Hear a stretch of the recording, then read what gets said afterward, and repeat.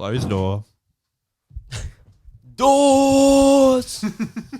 3, 2, 1. Podcast start. That was my Felix impression. Yeah, He sound love tech Felix. from the Sydney show, who screamed what he was doing. Welcome back to the Luke Kidgell Hour, everybody. Hey, let's go for a ride. Let's go on a journey. Fade it up, back down. Just like that, an audio roller coaster. Welcome aboard. It's good to be back. I'm home. I'm pumped. Before we start, Reese, Yeah. we've got a sound effect today. We do. Who was it sent in by? Gabriel? Great. Inglesias. Yeah. He's got a lot of mentions recently He does. on the podcast. Hang on. I'm stalling. Thanks, sir. Gabriel buzzer. Great. Guys, to begin the podcast, this sound effect from Gabriel in 3, 2, 1, sound. Oi, lads, I've come for your pickle. Don't know about that one. I don't have many to choose from. What's that from? In the email, he said it was from a game he was making, but he just never used it. Now I feel bad. Okay, that's pretty funny. I thought it was like a pop culture reference that I didn't understand. Yeah. And I felt like a lot of people then would have gone through the same social pressure that that I went through, which was being on camera and on record, not understanding what I thought was going to be a Rick and Morty reference because I heard pickle, but I do watch Rick and Morty. Like, I've seen the Pickle Rick episode, watched every episode of that show. Great show. Actually, the new episode fucking banged that came out. That's going to be good, so people have seen that. But anyway, we're back. I'm going to be honest. I'm just going to be completely fucking honest with you, Reese. Yeah. I didn't like that sound effect because I felt like it derailed the energy that I had. I felt like we're off to a great start. Unfortunately, we didn't have many others Sure, to choose from. but I was taking these people who tune in every goddamn week and have really bared with us through a lot of away podcasts. I'm back on my home turf now. It's a home game. It's where I feel most comfortable, and it's good to be back. And I feel like early on, it just got completely derailed by an obscure, well, literally the nichest kind of sound effect you can get, because it was from a video game that some guy never used. And I'm assuming has never released the actual video game. So a lot of just people going like now, you know what, guys? That was just a bump in the roller coaster. All right, we're back on track. Thank you very much, Gabriel. But also kind of derailed the podcast there. But that's okay. And that's fine. We appreciate all your submissions. If you want to derail the podcast, LukeKidgellPodcast@gmail.com. We have so much to talk about today, which is so rare. This is a one-of-a-kind episode where we have content. I got the whiteboard back. Dude, we are Full. Dude, it's full. Look at that full whiteboard, all right? I don't want to give it away. I just did. I showed it to the camera. But, yeah, we are cooking with gas. So the first things first, I'm home. It's good to be back. Came back from these New South Wales shows with a lot of hope, a lot of relief, and COVID-19. Which was great. So the three things you get when coming back from Sydney at the moment. I actually don't have COVID. I will admit, I had the test. So, and that's how I know, by the way, that I don't have it. I'm not just saying I don't have it. I got tested negative. Yeah, Reese was like, Jesus Christ. Because, you left 2 weeks before me. You bailed early on the trip. Dog. But also, you actually wanted to see your dog. And I thought that was very cute. You were actually very jealous when I left. I was full disclosure, guys. I was trying not to let on, but I was fucking hating it by the end being away. It's too long to be away for. I planned to be away for 6 days and I was away for 38. I don't think that's unreasonable to be mad about that. It was, and this is the thing. Whenever I complain on this podcast, it annoys me because some people get annoyed at me complaining. They go, your job is so good, stop complaining. I understand that. I was away doing what I love. It was very fun. But, dude, we went to the War Museum in Canberra because there was nothing to do. That's grim. I actually find that shit interesting. I think people will be shocked to know that I've talked about it before, I'm like weirdly obsessed with war, unless it's my weeds. I fucking hate doing that. But I always been fascinated by it as a kid. So I was like, I've already been to the War Museum before. This is my second time round. And it's not like a fun afternoon.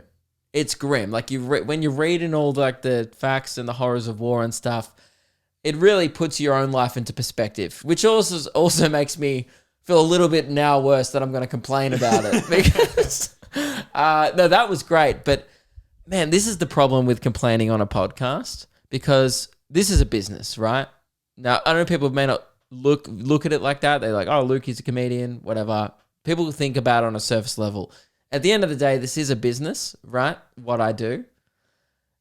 I realize that this is the only company in the world. I think I'm the only person with an ABN that uses that uses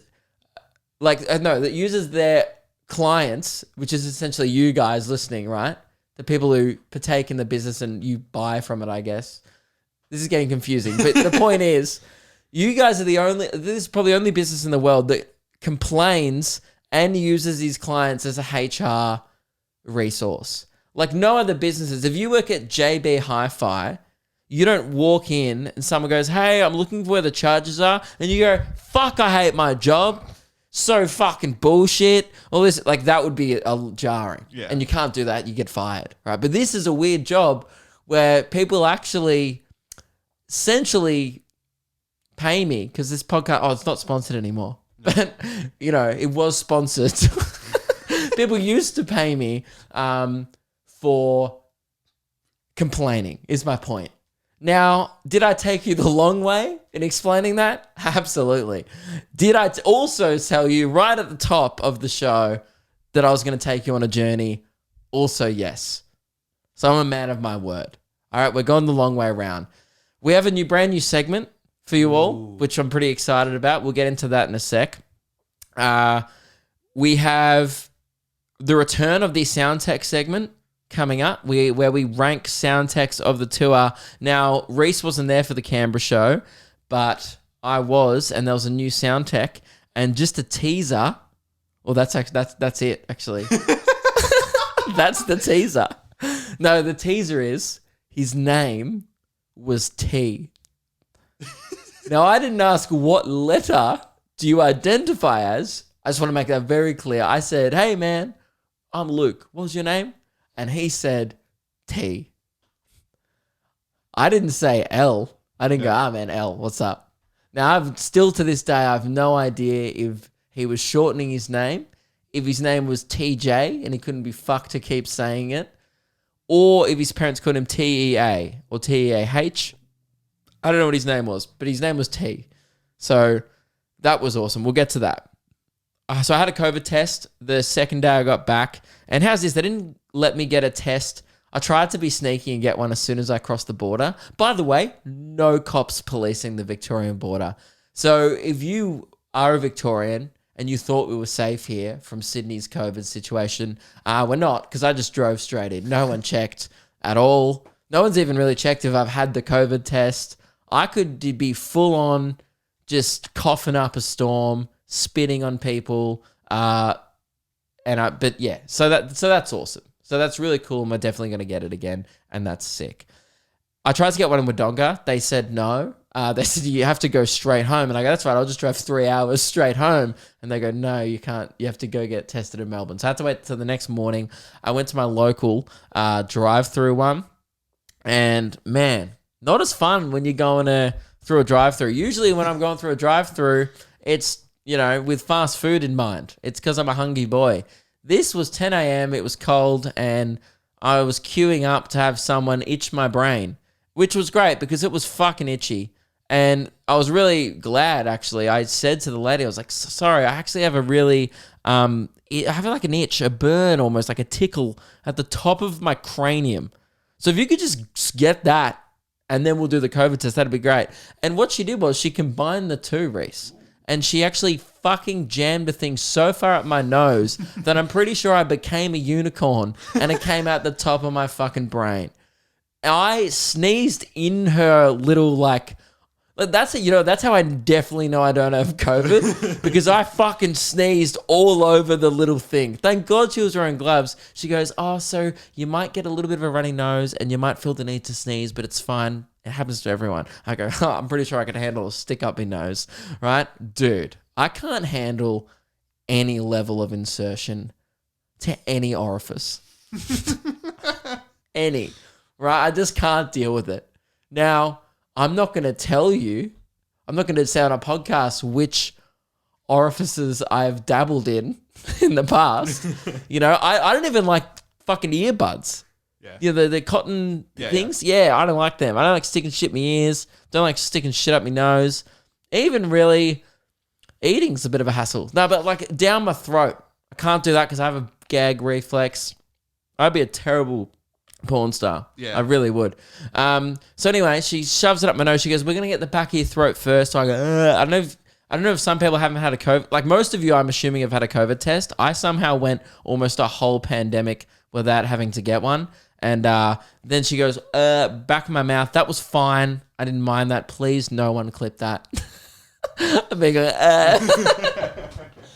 And then she goes, "All right, up your nose." And I kind of I raise it up a bit, and dude, I swear she bonked my eye. Ooh. Like, have you got one yet? No. Oh, dude, they gouge out your eyes from the inside. Yeah. And apparently they don't even get as deep as they used to at the start of the pandemic. They've worked out a better way since, but I still thought it was deep enough. I don't want it up there. Oh, dude, I was like nose phobic. I was like, get the fuck out of there. It was right up in, and I swear I felt it touch my brain, and then I went, and like Meg was just losing her mind because she's already had hers. Her one was quicker because I'm freaking out about it, and then she's watching me, and I was like, and then she gets it right up, and she goes, "Oh," and I think I'm done, and she goes, "All right, other nostril," and I was like, "Fuck," and she gets up, and the second one I was like, and I'm like crying, and then I just go, "Joe," and I just fucking sneeze everywhere. And thank God they're wearing like a fucking hazmat suit because I would have given her at least the flu. Yeah. And it turns out I didn't have COVID, which was good. But it's good to know. Guys, I'm doing my bit and I'm a hero for getting a test. Thank you very much. So yeah, that was good. Now, before we get into more content, let's just do this new segment. Yeah. We're pretty excited about the opener. Also pretty excited about the segment. It's a win-win for us. The segment is called... what's it called? We will invest for you. Yeah.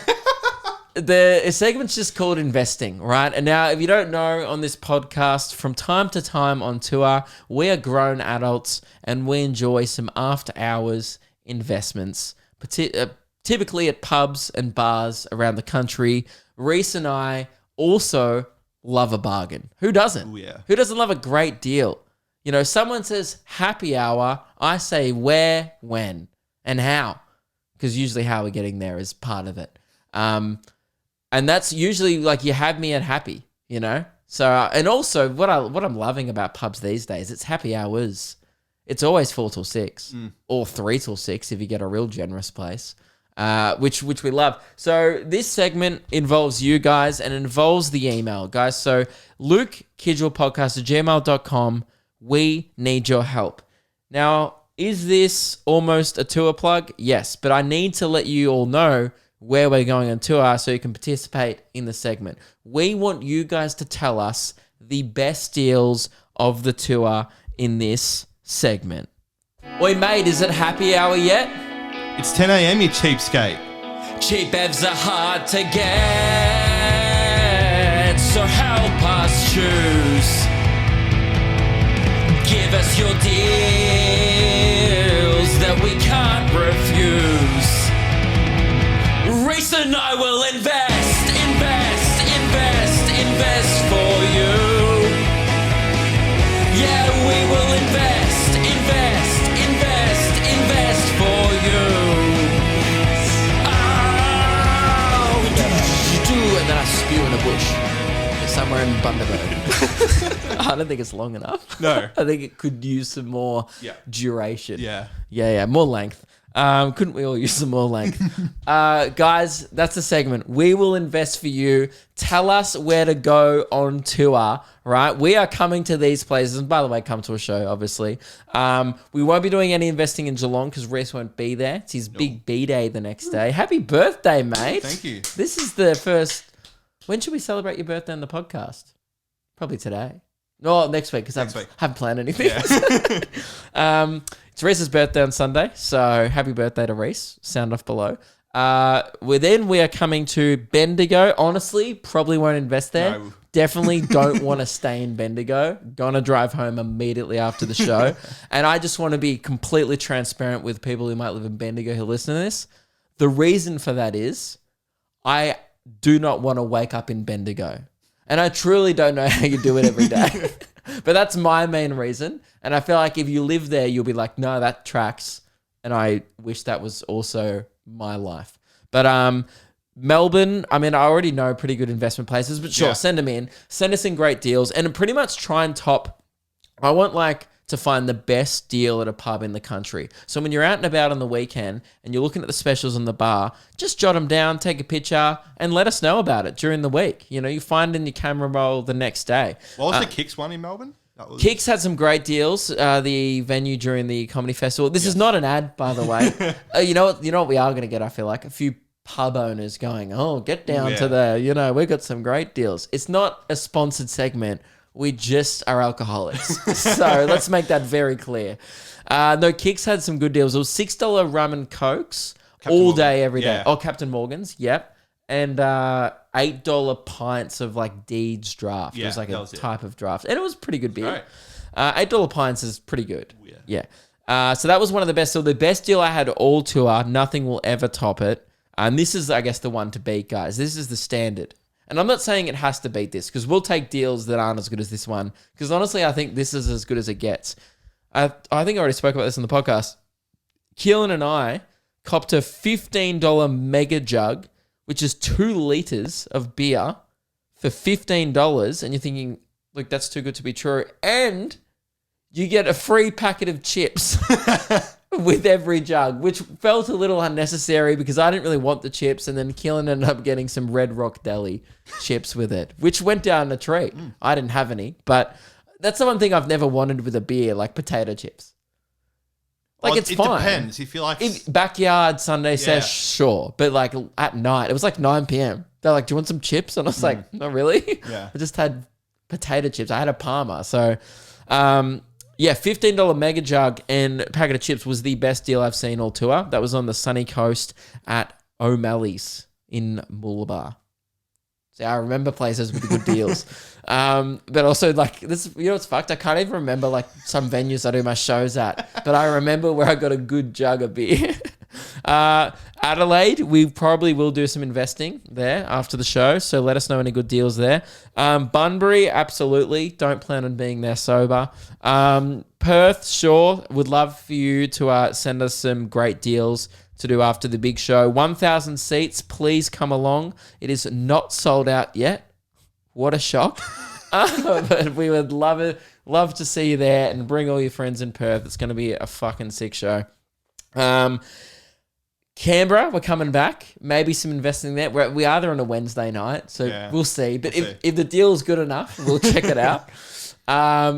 Harvey Bay, essentially we just want these in the back pocket on tour. Harvey Bay, Cairns, Townsville Investments, Mackay. By the way, we're also going to be staying for a few days in Airlie Beach. We're not doing a show there, but I'm going to be there for a couple of days because it's just fun to hang out there. And also some good backpacker bars last time where I did some pretty good investing. That was the one where it rained on the dance floor and it was just the most Queensland shit I've ever seen. We were like there. It was tropical torrential rain. It flooded the bar. So Lewis and I were like, oh man, they're going to close. Like the bar's completely flooded.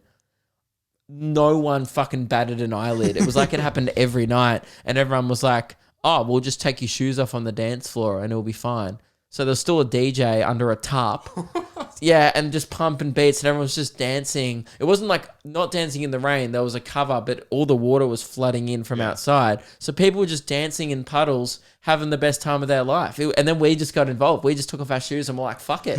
You're only in Airlie Beach once, unless you go back, which I am. Then we're going to, Mackay Investments, Rockhampton, Bundaberg, Toowoomba, Sunshine Coast, Gold Coast, Brisbane, Launceston, Hobart. We also are going to be back on the Gold Coast for another week. So Gold Coast spots in particularly.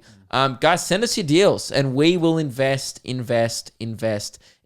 you. Now you're probably thinking, Luke, is this a segment or is this you just asking for a discount code on beer? Call it what you want. It's a bit of fun, right? Yeah. And I kind of want people to get it, I want people to try and top each other. I think we need a leaderboard. Currently I'm winning. My deal with $15 mega jug of beer and packet of chips has to be the best deal I've ever seen. Yeah. But if you might know a place that does $7 cocktails. I think that beats it. That's crazy. Anything under 10 is wild for cocktails. So you might do back in the uni days, and that was obviously a bit of a joke there because I never went to uni. I did TAFE, but back when I was studying like pre-comedy, but also out of high school, we used to go to Lucky Thursdays. Yep. $2.50 pots of beer and $4.50 spirits. They could have just done 5. We would have still drank them. I don't know why they weren't trying to do the extra 50 cents a unit there, but I remember I've told this story before. It was the drunkest I've ever been. We found $50 on the floor, and that went a long way. That would just go like 5 beers nowadays. Like, oh yeah, $50 on the floor, great. That'll last me the night probably at a pub. But we lined up the bar. We were like, it was like a fucking rap music video. It was like shots. And it was like we had like 20 drinks there because they're like, some were beers, which were $2.50. It was wild. So anyway, and I realized you could only actually get 20 beers for $50. So we definitely didn't have 20 drinks, but I was pretty drunk. So yeah, guys, that's the segment. Let us know about investments and obviously get investing yourself. Invest responsibly though. That's what I do. Whenever I'm on Wall Street or, Hindley Street or King Street, I invest responsibly. We'll do updates throughout the tour. Yeah. I want to read them out. I want to know what type of deals people are offering in this day and age because it's hard to even get really a schooner under $6 these days, So, and obviously Dan Murphy's doesn't count. We don't actually want deals on bottle shops. Yeah. This is over the bar we want. But I reckon we do the leaderboard. Send in proof of the... Yeah, I had a photo of my deal, of the thingo. So I have proof of the $15 mega jug. It actually put it up on the Luke Kidgell Hour Instagram, which you can follow at the time. So, and I'll be sharing any good investment deals we see on the podcast Instagram throughout the tour, obviously. This is a funny thing that came up during the week. Reese sent me, there were some wild COVID breaches. Did you send the articles to me? One was an article and one was just a... Both Messenger. Oh, right. They're both in an article. Okay. So this is real, by the way. I kept asking Reese. I was like, you sure it's not fake? It sounds fake. There's no way this is real. He goes, I can assure you they talked about it at a press conference. At least it was reported as real. I want to read the tweets that you sent me first before I read the article because the way the tweets were just... It's all in Messenger. The way the tweets were just dot pointed was fucked. It was like reading an Onion article or the Batuta Advocate. It said, this is like a journalist tweeted, the New South Wales Commissioner just detailed one COVID breach. 2 men were sunbaking naked on a South Coast beach. They were startled by a deer and ran into a national park. The men then got lost and needed to be rescued by the SES. Now, already, I've got some questions. 1, don't be nude during a pandemic when you're actually... Also, don't be out of the house during a lockdown. Like, don't be the dickhead who's breaching COVID, right?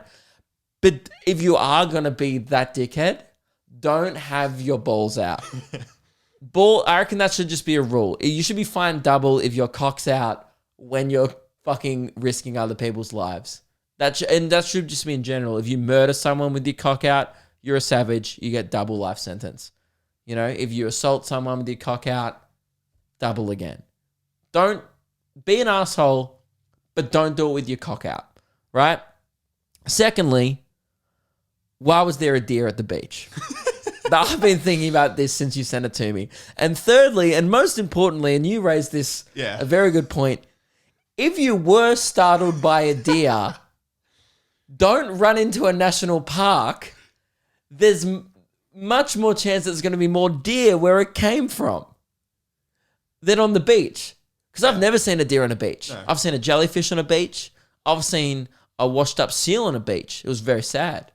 I've seen a starfish on a beach. I've seen a fish at a beach. I've never seen a deer. So if I was them, if I was startled by the deer, now I understand that the deer was on the beach. Go into the water. The deer can't swim. And also you're naked, so go into the water anyway. Cover your dick, you fucking savage. Throughout this whole time, dude, that must be just would have been one of the best videos of all time. Or like their just reaction, a couple blokes sunbaking on the beach. They see a deer. Because you know what? Like when no one has ever looked cool running naked. No. Do you ever like watch, videos of like streakers in professional sport? Yep.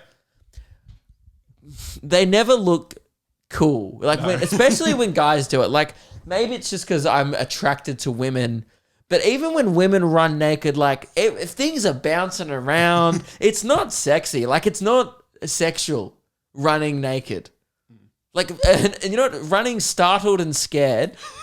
You'd be flinging everything around. There'd be dicks flapping everywhere. There'd be limbs. It'd be a disgusting sight. Guys in particularly running. I just could imagine like me running down the street naked. It wouldn't be graceful. No. It'd just be. I mean, first of all, my cock would be fucking hitting trees, and I'd probably be tripping over it. That's a whole other thing. But this whole thing confuses me. And then there's the embarrassment of they clearly had to tell the story because some SES guy in like the orange suit, are they volunteers, the SES, or are they paid? Either way, shit job. Like, they do great work and it's a fucking waste of their time. They're supposed to be like cleaning up roads that, trees fall on and like actually doing emergencies, right? Not finding two nude dudes who were startled by a deer in the bush. That's so selfish. They weren't supposed to be out there in the first place. Even if without COVID, that'd be embarrassing. If some SAS was like, Kiwi, and then you were just like nude and you're like, fuck. But I wonder how like the deer approached them. Like, was it just like chilling, just wandering around? Dude, or would it have just been, was it aggressive? Mate, the blokes think that they were startled. Think of the poor deer. He's just gone to the beach. I'm going to hang out. There's no humans around because of this COVID thing. This is great. Then the deer's like, do, walks into the beach, sees two fucking flaccid cocks just sunbaking in the sun, probably freaked out. I bet you the deer was like, I don't think that's what a horse would do. This is wild. So anyway, this is a real thing that happened. And is the South Coast Beach, is that in Sydney? Is this New South Wales? If so, I'm glad they get it. You know what I mean? I'm not glad that there's cases. That's horrible. But I'm glad they're being locked down because they only got fined $1,000. That should be the fine for public indecency alone. They were 30 and 49. Yeah, Otford in Sydney. This happened in Sydney at 6 p.m. on Sunday. Wales, yeah. Police said the younger man had been discovered naked and carrying a backpack. Geez, fucking Dora the Explorer grew up, and transitioned. This is incredible. It's difficult to legislate against idiots, Commissioner Fuller said. Not only did they require assistance from the SES, but they also both received a ticket for $1,000. That's not enough because the COVID fine should be more, but also what about the fact that they were nude? Or are you allowed to be naked in a national park? I don't know. Was it a nudist bee? Yeah, sure. Yeah, they might have been allowed to be naked on the beach, but definitely not in the park, I guess. I guess it's not the worst thing in the world. They're just hanging schlong. But this one, another one that came in, another COVID breach. This is why Australia will just never get over it because we're just a country of fuckwits. Like for every I don't know, 10 people, there's one fuckwit. That's usually our ratio in this country. I'm one of the 10, by the way. I want to make that very clear. But actually not this much of a fuckwit. I'm like this is a better way to explain it. For every 10 people, there's 4 fuckwits. 3 of them have common sense and are all right blokes. Yeah. One of them is actual fucktard, right? I'm not the actual one. I'm just one of the guys that's like, he's a bit of a laugh, but he sometimes knows when to stop. You know, I think I would know when to stop. If I was nude on a beach and I saw a deer, I'd be like, time to go home. Like that'd just be my rule, I think. So this one, 3 arrested in South Australia karaoke bar after flying from New South Wales in private plane. Now, Luke, you're probably thinking, firstly, and this is the first thing I thought when I read this story, if you could afford a private plane, you know, your own personal charter flight, maybe a jet, and you could escape to anywhere in Australia right now, why would you go to South Australia? And when I first read this, I was like, oh, they went to Adelaide. And I was like, oh, you know, cool, rough, you know, fair enough. Yeah. Adelaide's nice. It's quiet. I'll give them that. Right? It's actually might be a nice place to go. Reese, they didn't go to Adelaide. They went to Cooper Pedy, which is, if you don't know, a town in Australia that gets so hot that people live underground, actually like hobbits. And I'm not lying. International people might be like, you don't actually live underground. I shit you not. I've been there on a school trip. We slept in a cave. I was like Fred Flintstone for the night. It was wild. That's why I probably went there to like, oh, no one's going to find us here. I know. But also, not a great place to hide because there's no one there. And if a new person rocks up in town on a private jet, that's going to raise some suspicions. Like, it's not a place, I've been there. It's one street above ground. They do have like a few above ground buildings. And then it's a lot of opal mining, shit like that. It's mainly just miners or families of miners who occupy the town. It's just desert. It kind of reminds you know what it reminds me of? That town in Cars, Radiator Springs, but if it was underground. Yeah. Like, if you go there, you went off the freeway and you're lost, right? Or you took a private jet there because you're a fucktard. They allegedly, landed in Cooper Pedy on a private plane after they had already been denied entry to the Northern Territory. Rich people piss me off so much.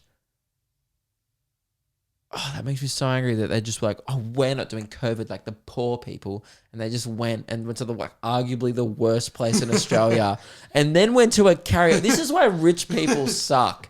They were like, what are we going to do in karaoke? By the way, I've just realized, why did Cooper Pedy have a karaoke bar? Is there that much demand? When I went there, I didn't see a demand for tunes. Yeah. I saw a demand for cash. When I went there, there's a lot of people going, this is a short-term thing. What I want to know is, what track were they belting out when the cops busted in? Yeah. Yeah. It better have been something worth it. Yeah. If you sang like Dolly Parton, I'll be so mad. If you are halfway through Jolene, Jolene, get your hands behind your back. You're like, Jolene, no. Not worth it, dude. But if you were pumping you know what they wouldn't have been pumping? The rich fucks. Working class man. No way. Those snobs. No, they wouldn't be into Jimmy Barnes. What are rich people like? Coldplay. I bet you they were just pumping out clocks. It was all yellow. And they were just singing it all posh as well. I don't have no idea what rich people like. What do rich people do? Other than of trying to avoid the law and be pieces of shit. That's the thing. If I ever got rich off comedy, I just don't think I'd be a typical rich person. I don't have it in me. Because comedy is too humbling. I think even the richest comedians in the world. I saw Louis C.K. 5 nights in a row at the Comedy Cellar. He was talking to the crowd and stuff beforehand. And he's a household name. Yep. He's in movies and stuff. I just don't think as a comedian you can ever be famous. Kevin Hart is the only comedian I think that has almost gone to rock star levels of fame because of his movie. That's mainly because he's in movies though. Yeah. He's a movie star now. But you know what? No matter how successful I get, I don't think you can get successful in this country. Every time I think I'm doing well, I just came back from doing some of the best shows I've ever done. I did 600 people in one night in Sydney. Now, I know that's not crazy numbers because there's heaps of comedians that do theaters and stuff. But for me, that's fucking great. And that's the, biggest show I've ever done.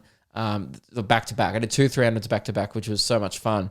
And that was big for me. And I was like, at the time, you're like, man, I'm going well. Like, this is cool. And, you appreciate it while you're in the moment. And then today, I've ripped up 3 boxes and put it in my bin. You know what I mean? Just standing out the front of my house, ripping up merch boxes. And I was like, halfway through ripping one, and I was like, oh, I'm never going to make it. I was like, this is just, and you can't in this country. And that's okay. And that's good because I'll never, ever be so entitled. I'll never have my head so far lodged in my anus that I will go, I'm going to fly to Cooper Pedy and sing Jolene. Never once will I do that because that's humility, man. That is called being down to earth. I mean, Cooper Pedy is down below earth. That's too down to earth. Actually, never go to Cooper Pedy. You are below sea level, probably. It actually would be a fun place to go with the boys. Thinking now in my head, kind of see the appeal because it's like you're in the middle of a pandemic. You're from Sydney. You're loaded. You've got a private jet. You go, what's going to be a funny place to go to for a week? Like, oh, remember the time we fucking sang karaoke in a hole? That would be good. Okay, guys, I see the appeal. Never mind, I take it all back. It would be awesome, and I hope it was worth it. But it is selfish. It's not cool. Yeah. Cooper Pedy police were tasked to locate the travellers. Yeah. You know why? Because the people at the airport would have been like, firstly, someone came here today. Crazy. Honestly, how many planes would land in Cooper Pedy a year? 20? Maybe one a day. Invade? Oh, maybe I'm underselling it. Maybe it's bigger town than I'm thinking. Cooper, is it Cuba or Cooper? Cooper Pedy population. I'm guessing under 10,000 people live there. And just for perspective, Gympie has 20,000 people. Oh, 1,700 people live there. So I wasn't underselling it at all. If 2 new people come in, that's a big deal. Talking to town. Yeah. Dude, I'm almost going to have that many people in a room in Perth come see my show. That's crazy. Yeah, this is a picture of Cooper Pedy, by the way. So their houses are half underground. You can kind of see the roofs. It's really weird. It's kind of like looking at a town if it got buried in an earthquake. Yeah, it's like a town on Mars. Yeah, a little bit of Pompeii about it. Yeah. Like if a volcano erupted, completely fucked it up, and then people were like, nah, we'll still live here. If they civilized Mars, it would look like that. Yeah, kind of. That's what the Australian desert looks like. It's really weird. I went up there on a Central Australia trip during school, and we slept there for one night, and it was so much fun. It was one of the coolest places I've ever been to. I would actually like to go back because it's one of those places where in Alice Springs, I think I remember I had the best day of my life. In the sense that it was fucked and it was so much fun. And I love doing stuff like that. I just remember I was year 11 and all our tents flooded. It just poured rain for some reason in the middle of the Australian desert. Everyone's tents flooded. No one was prepared for it. And then everyone was complaining. All the teachers were freaking out because everyone's clothes got wet. All my shit got wet. People lost their phones, because it happened while we were asleep and we're all sleeping on a hill. So the water just ran through the bottom of everyone's tent and it made everyone's clothes red because of the red dirt. So if you had a white t-shirt, you just lost the t-shirt. I probably lost 4 t-shirts that trip. And everyone the teachers took us all to Kmart, and I'm pretty sure because we're on a school camp and we, when you're in school, it's weird to spend money on a school camp. Do you remember on a school camp, this is from memory, correct me if I'm wrong. Do you remember when they used to take $20 with you? Yeah. To your parents would give you money on a school camp, if you go to a tuck shop. Yeah. And you if you go to Ballarat, you'd buy some boiled lollies or something like that at Sovereign Hill. Yeah, yeah. It was weird to kind of just have money at that school because you didn't really need it. I remember the teachers had to had to call the school and they opened up a little fund so we could all go buy new shit from memory. Because we all had to go to Kmart because everyone lost their fucking clothes and we had a week and a half of a trip to go. It was the best day of my life because none of the teachers were supervising anyone. Me and my friend, because our shoes were fucked, we caught the bus into town. We just left. we're like, just, or like the teacher's like, oh, can we go? And they were like, what? Yeah, where are you going? We're like, we're going, and we just left. Yeah. And we were barefoot on a public bus. And I don't know if you've ever been to Alice Springs, but we weren't the only people barefoot on the bus. It was a big old vibe there to be barefoot on the bus. And we were just walking around Kmart barefoot, having Nerf battles, and there was pouring rain, and we're in the middle of the desert.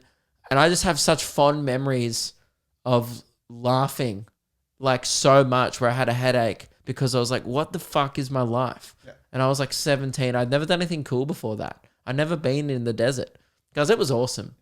Yeah. Our school trips were never interstate, always in like shit places in Victoria. It was like a one where you like not everyone went. Like you had to apply to go and like the school ran it and it was like 50 people only and you had to put in an application. Yeah. And my parents thought it was going to be a good thing for me to do. And it was, because my brother did it. So they were like, you can do it too. It was expensive from memory. But like, yeah, I'm no. By the way, I'm not rich. Like my parents aren't rich at all. My dad's like a teacher and my mum works in retail. So it was a real like big thing at the time. Because I'd only ever been interstate like twice. I went to Darwin and then I went to Gold Coast and Sydney before I toured. Yeah. Like it was weird. I was very sheltered. You were too. You just go to watch soccer in other states. I travelled I did Sydney and Gold Coast when I was younger. Then when I was 18, I went to Adelaide for a soccer game. Did you freak out when you had to fly by yourself for the first time? No. Oh, that's all right. This was awesome. So Reese was kind of like a bit nervous. Not really nervous. I wasn't nervous. He was more just like, hang on, do I put my bag on first? And because he'd never flown by himself and we'd only recently started flying again because we went to Adelaide and and then everywhere else we pretty much drove on the tour. So we haven't done a lot of flying yet on this tour. So Reese was a bit like, I haven't flown in like 10 years and also never flown by myself. So he was like asking questions. Then we kind of drop him off. Me and Meg feel like your mum and dad on tour. And we dropped him off at the airport. We're like, good luck, mate. And I was like, remember, just like print out your boarding pass and then go to the baggage thing. And you're like, sweet. We dropped you off and we left. And then Meg was just like, oh God, I reckon he's going to fuck it up. And I was like, oh yeah. 10 minutes later, we get a call from someone at Virgin Airways like, hi, this is Michelle from Virgin Airways. We're just looking to speak to Reese Hawker. We actually need him to come back up. His bags have been seized. And I was like, what the fuck? I was like, oh no, he's smuggling cocaine. This is classic Reese. It's just, Chappelle Corbying it up on the way from... Board. Yeah. I was like, I knew we shouldn't have gone to the surf shop. And then anyway, I call you and I go, dude, I think you have a battery. I knew what it was. She didn't tell me what it was. I was like, I know what it is. It's the little charger thing you have. Portable charger. The portable charger. I knew you had it with you. I was like, yeah, that's not supposed to go on your check page. It's supposed to go on your carry-on. I go, hey, you need to go back to the thing. Because why didn't they call you? No, they did. I think I went to the toilet and I missed the call. Okay. Yeah, great. Nothing better than being a security threat where you're taking a shit at an airport. But everything else was fine. The check-in was fine. Everything else was fine. It wasn't that smooth. I got a call about you, and I had to then call you, and I was like, sorry about him. So I got lost and didn't know where to go, so I'm like asking people where the fuck's the place to go. So it didn't go smooth at all. No. The first part, the checking in, everything was fine. Yeah. Just going to get the bag. That was an issue. That happened to my ex Thailand, and that was scary because they have guns there. Oh yeah, on the runway. No, they're lovely about it. Yeah, they're lovely in Sydney and Thailand. They're not lovely about it. They see a white person who's a security threat, and they put their hand on their gun next to their hip, and it's like, dude, I got a charger, bro. All right, I want to charge my phone on the plane. I remember that she got called down, and then it was kind of weird. Like she had to go down the runway. She was like, "Oh my god, they had guns," and I was like, "Oh my god, Jesus Christ!" Because international flights Asia's a different world. Yeah. We I'm sure you got treated with respect. Oh yeah. Yeah, they'd have been like, "Hey, we're so sorry. We just have to know." Yeah, none of that. Yeah, I was apologizing. Like, they were like, it happens all the time. They were like, "Open your bag. What's in it?" Like, because you know why? Because it was a Jetstar flight coming back from Thailand, and they were like, "We've done this dance before. We've seen what happened in Bali. We're not taking any chances." Well, lesson learned. Yep. So, don't bail, guys. If you're rich, if you have a private plane, I'll be shocked if anyone listening to this podcast has a private plane. what else I want to talk about? Jeez, I have heaps of content. Oh, we have to do sound takes of the tour. Yeah. Yeah, so there was a guy named T, had an accent. I'm terrible at figuring out where people are from. I'm almost so ignorant that I see a white person with an accent, and if it's not British, American, Canadian, or South African, I just go, somewhere in Europe, maybe. But it also like probably could be, what are those other like Brazil, or like it could have been something. He was like, oh, my name is T. Hello. That's really no. But also I'm butchering it because I'm not good at accents. I don't even know what accent he was. But anyway, his name was T, and he was pretty good. I would rank him. So who's winning at the moment? Darren. Daz from Melbourne is currently winning the sound text of the tour. It's like a half ranking. It's like a half leaderboard, half tier list system. We have a few A tier lists. If we were to do a tier list video, I would say Brad and Daz would be A tier. You know, there's your B tiers. There's your C's and D's. I'm not going to name any names, but, you know, Felix was intense. He was great. Got the job done. With Felix, I'm thinking of rating him. I'm contemplating rating him high because of all the joy he's brought to my life. A few people brought that up to me, actually, who I've spoken to about this. They were like, geez, it sounds like Felix, who I described as a no-nonsense operator, got the job done and there was no complaints. And I agree. That's what Lewis said yesterday. Yeah, and he was like, he sounds like he should be higher. But Reese and I also, sure, the job is important and we like people to get the job done, but the hang is equally as important. Brad, great hang. Daz, great hang before the show. Like, he'd tell us stories about, you know, snakes. Yeah. Not his cock, but like he worked at Hillsville Sanctuary, so he was just a good hang. And like one night he was on Triple J, like he was like, oh man, I was on Triple J last night. Like every day he seems to have a new story. One night he got nude at the pub the night before. He's also a comedian. Yeah, and he does like a little bit of magic. So he was like telling me about his magic tricks, and one of his tricks he gets naked in, like. He was just the best hang ever. Like, because every day, he'd be like, oh, I got nude last night at the Exford. And we're like, what? And like, we only have 15 minutes for the show. So while Reese is setting up, Reese is copping this great story about, you know, whatever happened to Daz. He got real into the show, like his openers for you. Oh, yeah. What was his forte was, now they can't hear you at town he was hall. like, guys, make some noise for Luke Kidgell. And the crowd always goes, at the start. And every single time you have to go, you can do better than that. And the crowd goes, fuck, fine. And then they do it louder. He goes, they can't hear you down at town hall. And then I think most of my audience don't know what the comedy festival is. And they don't know that most of the shows happen. The hub, the hub of the comedy festival is the Melbourne Town Hall. I don't think a lot of my crowd knows that because they're just like, I saw him on TikTok. I bought a ticket. So they were just like, he was like, they can't hear town hall. People just turning around going, what? That's ages away. Of course they can't hear us. That would be ridiculous. So yeah, Daz was a good hang, Brad, and I would say T. Honestly, I didn't hang with him much because I went backstage and had a Palmer. This was weird actually about the rider in Canberra. They on email were definitely pretending, and they did this last year at the show. They go, hey, we'll sort out a rider for you, which is like a meal and drinks or whatever, just like food and snacks backstage. And I go, yeah, sweet, just like a meal and a couple of waters is totally fine. And then they go, yeah, well, great, we can get that sorted to you. I get there and I go, oh, this is a university. There's not like any restaurants open. Like, where are they going to get me food from? They just like Uber Eats it from a pub. Like, I just got a takeaway Palmer from the nearest pub. Did you get the Uber Eats bag? Yeah, like it came in like a menu log bag, I think. And it was just quite strange when they were like, oh, here's your meal. Like, and they claimed it like they cooked it up. And I was like, all right, thank you. But now I feel weird about it because now I just know they spent money delivering it and it makes me feel bad and whatever. So I was like, okay, cool, great. So that was weird, but I didn't get to talk to the sound tech too much and I didn't bother recording the audio of the show. So I honestly didn't have much to do with them. There was two dudes. I didn't even catch one of them's name.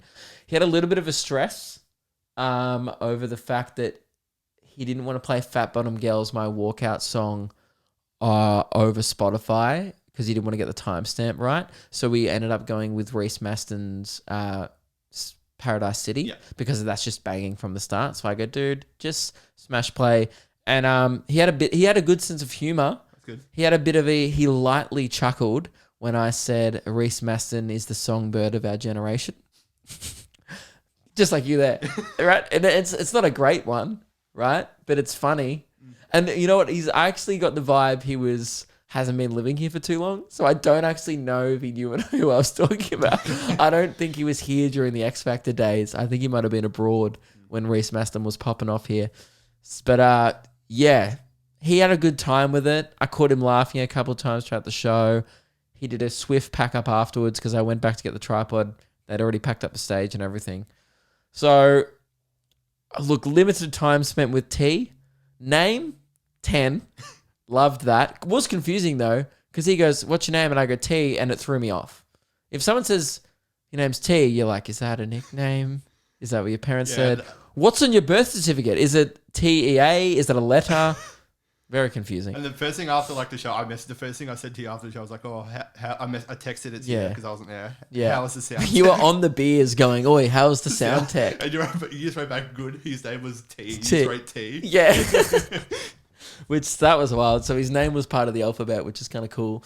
So yeah, other than that, he was good. But you know what? We didn't get close enough to rank him too high.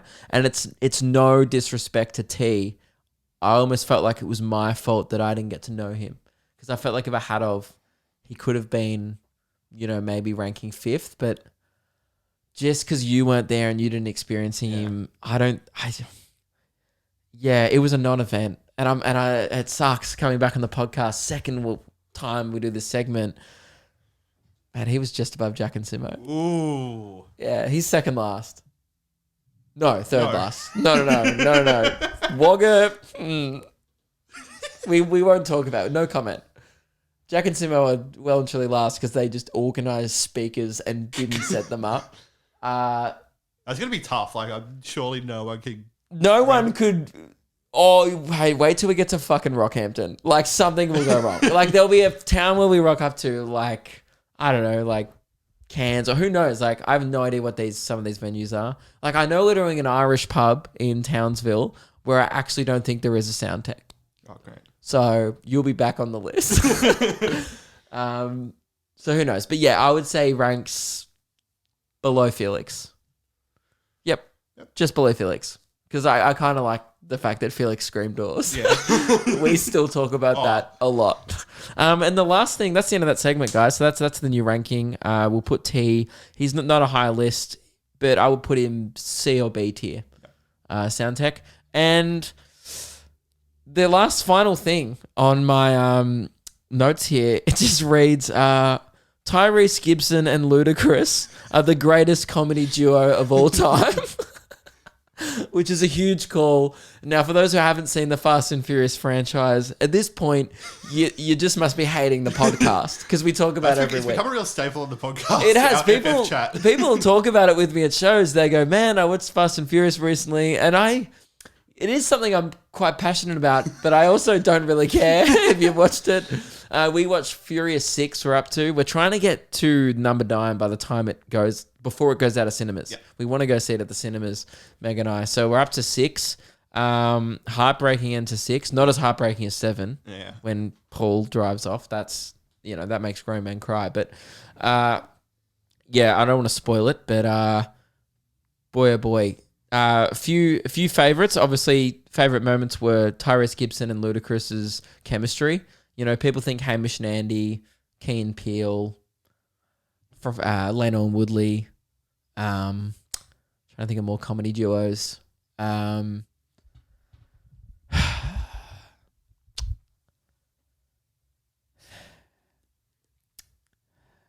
Luke and Race, the classics that people talk about.